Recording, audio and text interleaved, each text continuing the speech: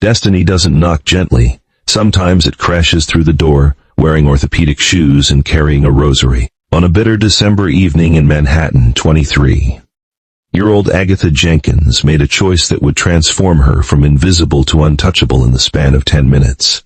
She chose compassion over conformity, humanity over self-preservation.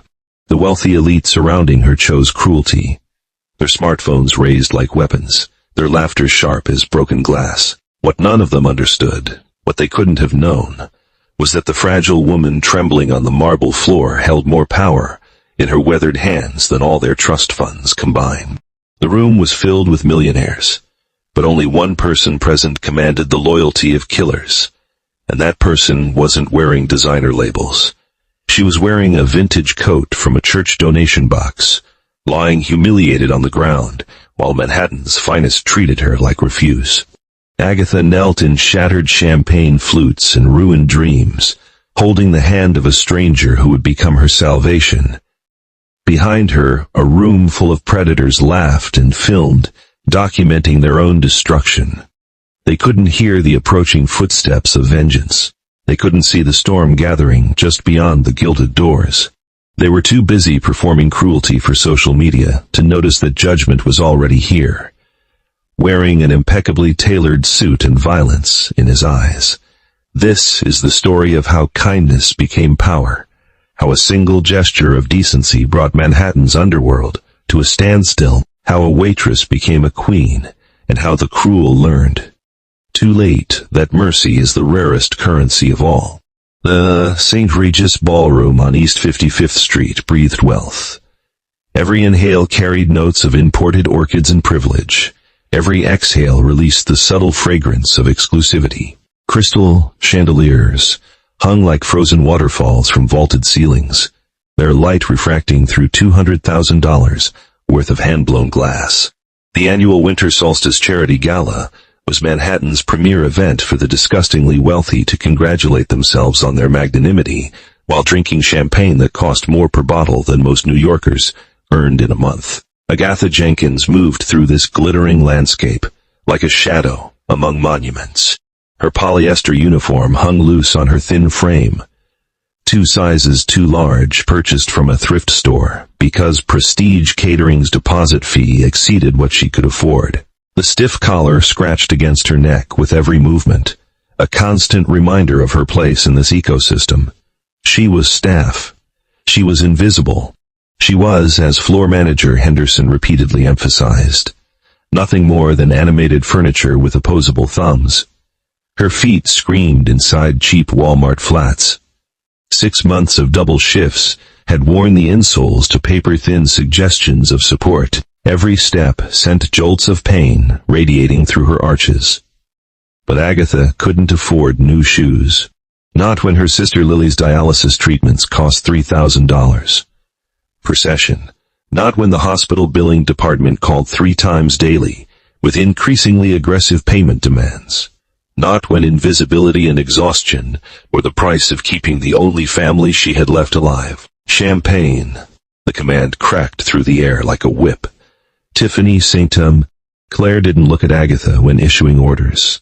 Beautiful people rarely look at furniture. At 26, Tiffany possessed the kind of beauty money could buy, and cruelty could perfect porcelain skin maintained by monthly chemical peels. Hair colored to impossible platinum perfection. A body sculpted by personal trainers and strategic surgical interventions. Her dress, a shimmering silver creation that cost $40,000, clung to her form like liquid starlight. But her eyes were arctic. Empty, the kind of emptiness that comes from never experiencing consequence, never knowing hunger, never understanding that other people possess interior lives as complex as her own. Of course, ma'am. Agatha's voice emerged small, careful, designed to occupy minimal auditory space. She poured the Pinot Grigio with practiced steadiness, ignoring the tremor of exhaustion in her hands. Around Tiffany, her entourage clustered like remora around a sharkman in Tom Ford suits discussing market disruptions and hostile takeovers. Women with faces frozen by Botox into permanent expressions of mild surprise. They spoke in the casual way of people for whom money was abstract. Numbers in digital accounts, rather than the difference between eating and starving. The ballroom doors groaned open. Usually, arrivals were announced with theatrical flair. Names proclaimed by a man in period livery. Applause rippling through the crowd like a standing ovation for existence itself. But this entrance carried no fanfare, no spotlight, swung to illuminate the newcomer. The woman who stepped across the threshold moved quietly, uncertainly, like someone who had wandered into the wrong dimension. She appeared to be in her late 60s, possibly older. Time had carved deep channels beside her mouth and eyes, geography of a life fully lived. Her clothing spoke of different eras, different values, a heavy black coat with a fur collar that had gone out of style during the Reagan administration, a silk headscarf knotted beneath her chin in the Eastern European fashion, practical shoes designed for support, rather than aesthetics. She gripped a simple wooden cane, her knuckles prominent and arthritic against the dark grain. The woman's dark eyes swept across the ballroom with an expression Agatha couldn't quite identify. Confusion searching, she moved slowly, each step deliberate and careful, the cane tapping softly against marble floors that cost $3,000 per square foot. Whispers began to circulate, like poison gas. Who let her in? Is that someone's grandmother? Did the dementia ward lose a patient? Oh my God, look at those shoes. Are those orthopedic? I can't even. Security must be slipping. I'm complaining to management. The mockery spread through the crowd like contagion. People turned, smartphones materializing in hands with the automaticity of conditioned reflexes. They began filming, documenting this bizarre intrusion of poverty into their sanctuary of wealth. Some laughed behind manicured hands. Others whispered to companions, eyebrows raised in performative shock. The elderly woman continued forward, seemingly unaware of or indifferent to the attention. She scanned faces, clearly searching for someone specific. Her movements carried dignity despite her apparent disorientation, a ramrod posture suggesting military discipline or aristocratic upbringing. As she passed Tiffany St. Clair's circle, something shifted in Tiffany's expression. That particular cruelty that lives in people who have never been told no, who have never faced meaningful consequences for their actions, bloomed across her face like toxic flowers. Tiffany extended one leg, subtle, quick, barely perceptible to anyone not paying attention. The wooden cane caught on the silver fabric of Tiffany's dress. The coefficient of friction between polished marble and wood approaches. Zero. Physics and malice conspired. Time stretched and warped. Agatha watched it happen in excruciating slow motion. The cane sliding sideways, the old woman's eyes widening in shock, her mouth opening in a sharp gasp, her body tilting beyond the point where balance could be recovered. She fell hard, landing on her hip with a sound that made Agatha's stomach clench. The woman's purse flew from her hands, contents scattering across the gleaming floor. A rosary with worn wooden beads, several hard candies in crinkled wrappers, an old photograph in a leather frame, a handkerchief embroidered with initials. Silence descended like a guillotine blade. Then Tiffany St. Clair laughed. The sound emerged high and cruel, a crystalline mockery of joy. Oops. She covered her mouth with one hand, diamond rings catching the light. Clean up on aisle 5. I think the homeless shelter is down the block, sweetie. The laughter metastasized. It rippled outward through Tiffany's circle. Then beyond, men chuckled into their drinks. Women smirked behind champagne flutes. Smartphones rose higher, better angles secured for Instagram stories and TikTok posts. The hashtags were already forming in their minds. Number charity gala fail. Number security breach. Number when Karen's meet galas. Not one person moved to help. They stood there, 200 of Manhattan's wealthiest citizens collectively worth billions of dollars, wearing enough jewelry to fund a small nation's GDP, and watched an elderly woman struggle to push herself up from the floor, her face contorted with pain and humiliation, trembling hands seeking purchase on slick marble. The woman tried to rise, failed, gasped with pain. Her hip, already fragile with osteoporosis, had taken the full impact of the fall. Mr. Henderson, the floor manager, rushed forward, but not toward the fallen woman, toward his headset, his face flushed crimson with the particular rage of someone whose aesthetic is being ruined. "Security," he barked into the microphone. "We have a vagrant situation in the main ballroom. Get her out of here immediately. She's destroying the ambiance." Agatha didn't think. Thought requires time, calculation, cost-benefit analysis. There was no time. There was only an elderly woman on the floor, alone in pain, surrounded by monsters in evening wear. Agatha saw her own grandmother, in that moment. Rosa Jenkins, who had raised her after her parents died, who had taught her that character is measured not in what you do when people are watching, but in what you do when it costs you something. She dropped her serving tray. The crash was spectacular. 30 crystal champagne, flutes shattered against marble, the destruction echoing through the ballroom, like artillery fire. Champagne sprayed in all directions, splashing onto the hems of nearby gowns, spattering across polished shoes that cost 4 figures. "You absolute idiot," Henderson screamed, his voice cracking. "You're fired." Agatha didn't hear the rest. She was already running. She dropped to her knees beside the fallen woman, ignoring the champagne soaking through her cheap stockings, ignoring the glass shards that immediately began cutting into her skin through the thin fabric. Blood bloomed dark against the nylon, mixing with spilled wine. "Ma'am, are you okay?" Agatha's voice emerged soft, gentle, threaded with a fury she had never felt before. "Don't try to move too quickly. I've got you." The old woman looked up. Her eyes were obsidian black, sharp, intelligent, despite the pain clouding them. She studied Agatha's face with an intensity that felt like being seen for the first time in months. Really seen, not looked through or past, but recognized as fully human. "I tripped," the woman said. Her accent thick Italian, vowels rounded and consonants sharp. "My hip, I think it is bad. I know it hurts." Agatha stripped off her catering jacket, wrapping it around the woman's shoulders. The jacket was cheap polyester, but it was warm, and warmth was dignity. "Just lean on me, okay? I'm going to help you up." "What the hell do you think you're doing?" Tiffany shrieked, advancing on Agatha with the fury of someone whose cruelty has been interrupted. "You splashed champagne on my Louboutins. These cost $6,000.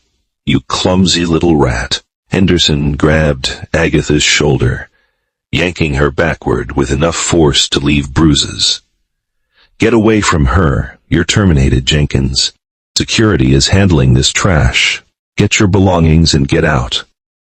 Agatha wrenched free from his grip, her eyes blazing with something new, something that had been building through 6 months of invisible servitude.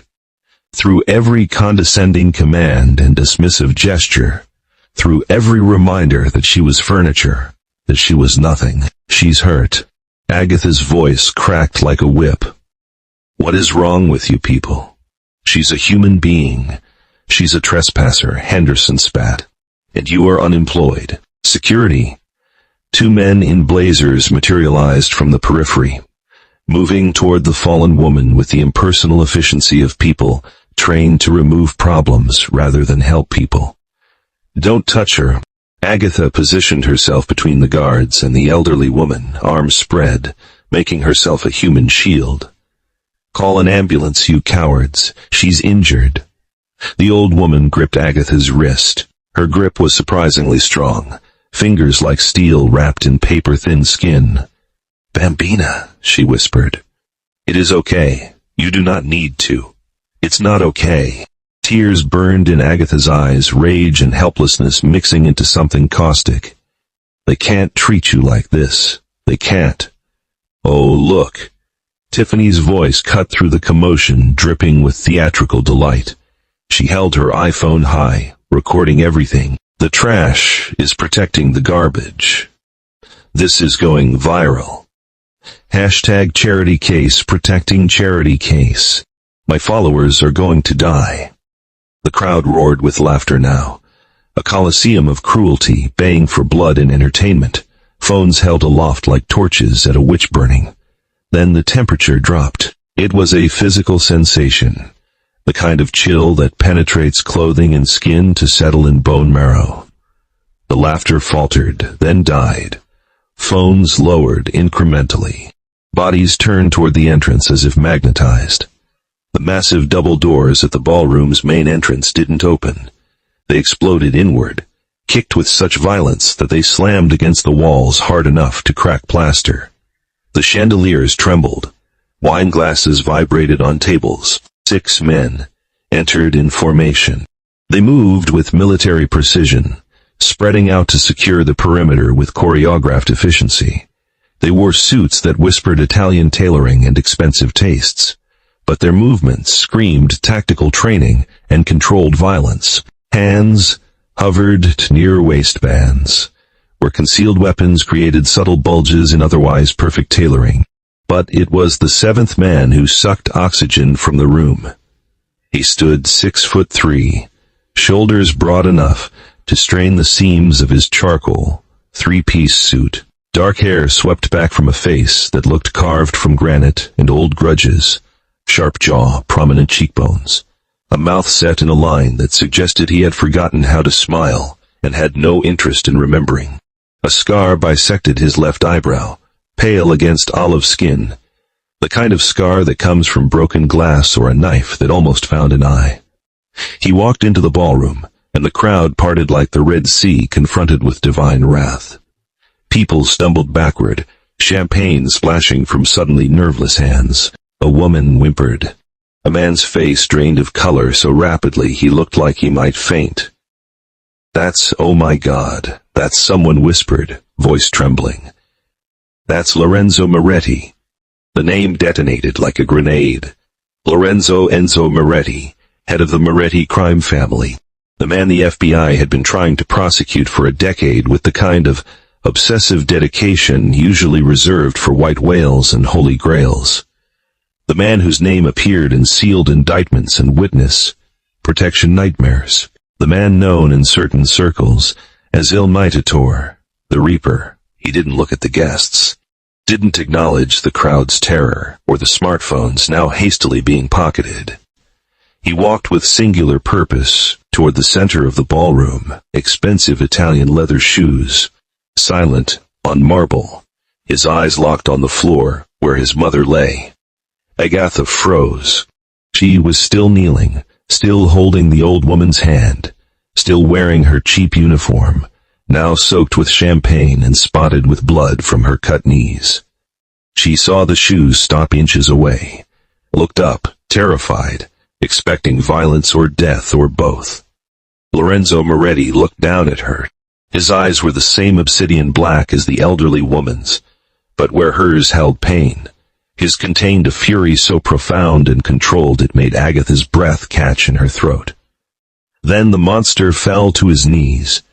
He ignored the champagne soaking through his custom suit trousers, ignored the broken glass. He reached out with hands that had reportedly broken bones and ended lives, and touched his mother's face with infinite gentleness. "Mama." His voice emerged low, rough, carrying across the silent ballroom like distant thunder. "Mama, are you hurt?"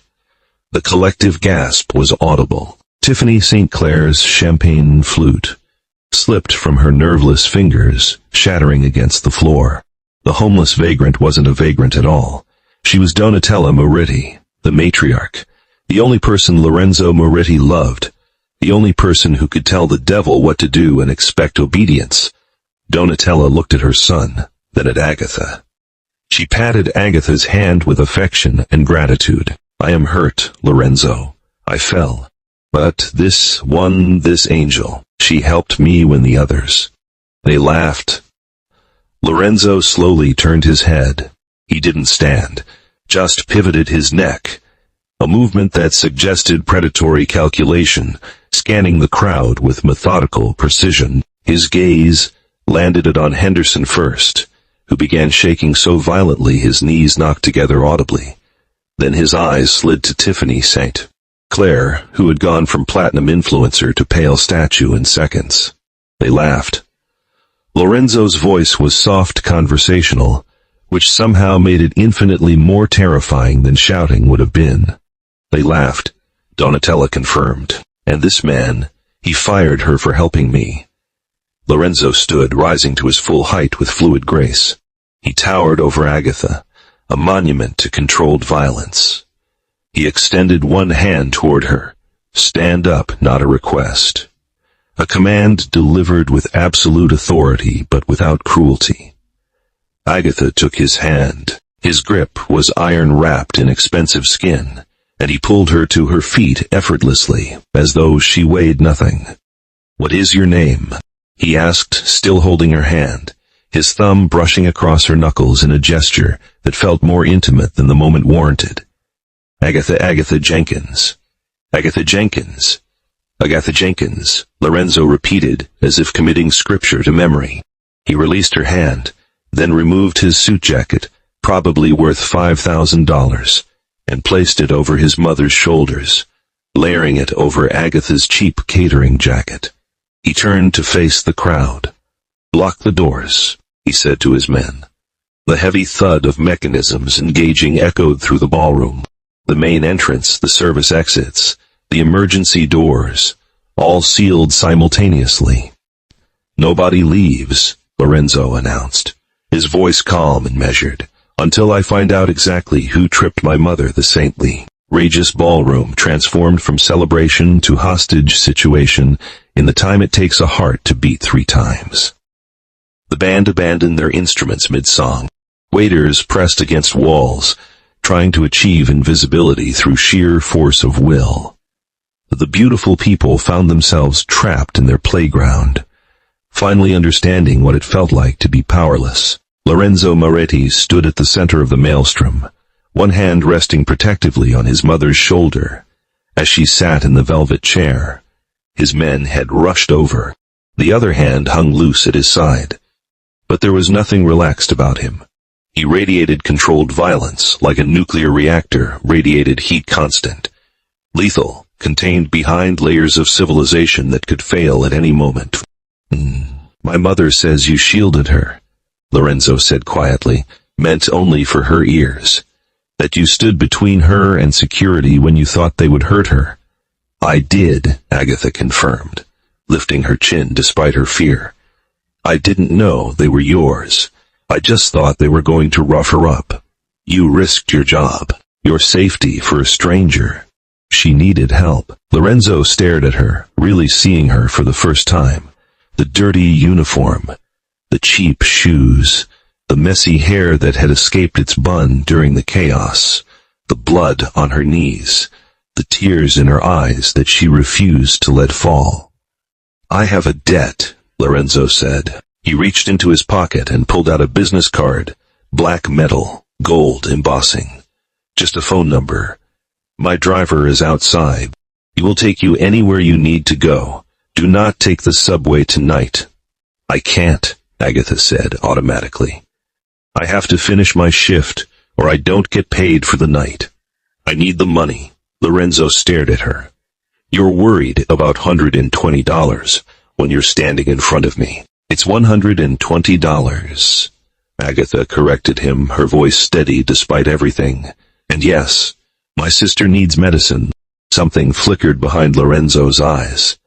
Respect, perhaps, or surprise at meeting someone who couldn't be bought with proximity to power. He snapped his fingers. One of his guards approached with a briefcase, opening it to reveal stacks of cash. Lorenzo extracted a bundle, at least $10,000, and held it out. "Take it." Agatha looked at the money, then at Lorenzo. She stepped backward. "Number the room," gasped again. "You didn't say no to Enzo Moretti. Excuse me." Lorenzo's eyebrows drew together. "I didn't help her for money," Agatha said quietly, firmly. "I helped her because it was the right thing to do. If I take your money, it makes it a transaction. It cheapens what happened. Lorenzo stood frozen. In 41 years of life, 30 of them spent in the family business, he had bought loyalty from judges, politicians, CEOs, and cops. He had never encountered someone who refused his money out of principle rather than fear. From her chair, Donatella let out a soft laugh. She is proud, Lorenzo, like your father was before he forgot what that meant. Lorenzo slowly lowered the money. A smile touched his lips, small, barely perceptible, but genuine. Very well. He turned to his men. Escort Miss Jenkins home. Ensure she arrives safely. If anyone, he glared at the room, anyone bothers her, they answer to me. He looked back at Agatha. This isn't over, Agatha Jenkins. We will talk again. Agatha was ushered out by two men who looked like they bench-pressed motorcycles for warm-up exercises. As the doors closed behind her, she heard Lorenzo's voice addressing the room one final time. Now, let's discuss the damages to my mother's dignity. Who wants to go first? The next morning, Agatha was awakened by pounding on her apartment door. Panic seized her immediately. Had the catering company sent police? Had Henderson filed charges? Had she somehow offended the Meritus and warranted retribution? She opened the door, clutching her bathrobe, bracing for the worst. Standing in her crumbling hallway was a man in an expensive suit, holding a legal portfolio. Behind him stood two professional movers beside a stack of boxes. Miss Agatha Jenkins? The man inquired politely. Yes. My name is Arthur Pennington. I am the personal attorney for Mrs. Donatella Moretti. Agatha's mind reeled. I don't understand. Mrs. Moretti was quite impressed with you, Agatha. She did some research last night. She knows about your sister. She knows about your debts.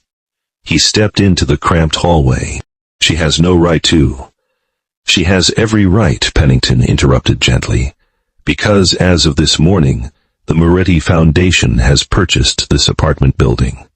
Agatha's jaw dropped. The building, this building, the one adjacent, and the hospital where your sister receives primary care. Pennington clarified, consulting his notes. Mr. Moretti offers you a position, not as a waitress. His mother requires a personal assistant. The salary is $10,000 per month, plus comprehensive medical benefits for immediate family members. Agatha's knees buckled. She gripped the doorframe for support. There is one condition, Pennington continued, his expression serious. What? Agatha breathed. You must live at the Moretti estate, for your safety, because now that the world knows you are under Enzo Moretti's protection, you have a target on your back. Agatha looked through her apartment door at Lily, still sleeping on the couch, hooked to the dialysis machine that kept her alive, then back at the lawyer. When do we leave? Regis Ballroom glittered. Once again, another charity gala, another gathering of Manhattan's elite. But this time, something was different. The massive doors opened, and Donatella Moretti entered on the arm of her son. She wore vintage Chanel, her white hair perfectly coiffed, diamonds at her throat and ears. Beside her walked Agatha Jenkins, no longer in a polyester uniform, but in a stunning emerald gown that made her look like old Hollywood royalty. The crowd parted immediately. No whispers this time, only respect born of fear and understanding. Lorenzo Moretti guided them to the center of the ballroom, his hand resting protectively at Agatha's back. The scar on his eyebrow had a twin now, a newer mark from events Agatha didn't discuss but had witnessed firsthand. He had taken a bullet for her 3 months ago. She had held his hand through surgery. They were no longer employer and employee. They were something more dangerous and more precious, two people who had chosen each other despite every reasonable objection. Tiffany Saint-Hy. Claire stood near the champagne fountain, diminished. Her influencer career had collapsed after the viral video of her cruelty. Her father's real estate empire was under investigation for tax fraud. She watched Agatha descend the stairs with pure hatred burning in her eyes. Agatha stopped, directly in front of her. "Careful with your drink," Agatha said softly, kindly, without a trace of mockery. "The staff works very hard." Then she turned away, dismissing Tiffany as completely as Donatella had 6 months prior.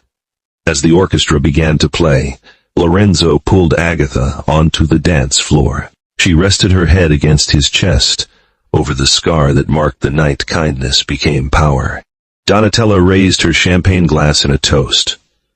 Around her, the powerful and wealthy raised their glasses in return, not because they wanted to, but because they understood the new order of things. Agatha Jenkins had gone from clearing tables to ruling them. The waitress was gone. Long live the Queen.